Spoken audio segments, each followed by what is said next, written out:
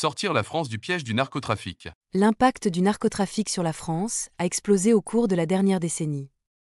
Par exemple, en 2022, la France a saisi 27,7 tonnes de cocaïne, soit 5 fois la quantité saisie 10 ans plus tôt.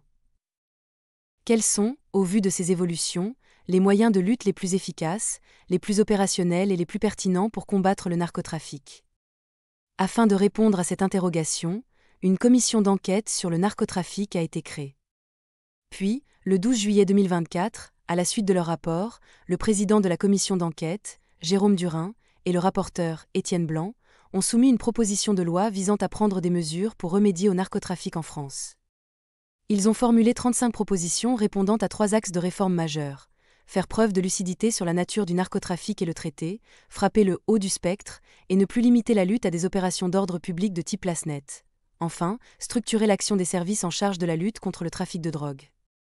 Pour répondre à ces objectifs, la proposition de loi déposée prévoit une restructuration des acteurs de la lutte contre le narcotrafic, moyennant la création d'un nouveau parquet national, le parquet national anti-stupéfiants.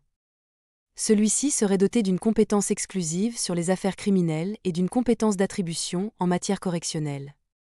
En outre, la proposition de loi prévoit un renforcement des outils de lutte contre le blanchiment des capitaux, par l'instauration d'une procédure d'injonction pour richesse inexpliquée et l'intervention systématique d'une enquête patrimoniale dans les investigations liées au trafic de stupéfiants. La proposition de loi prévoit par ailleurs une réforme du statut des repentis par l'extension des possibilités de devenir un collaborateur de justice.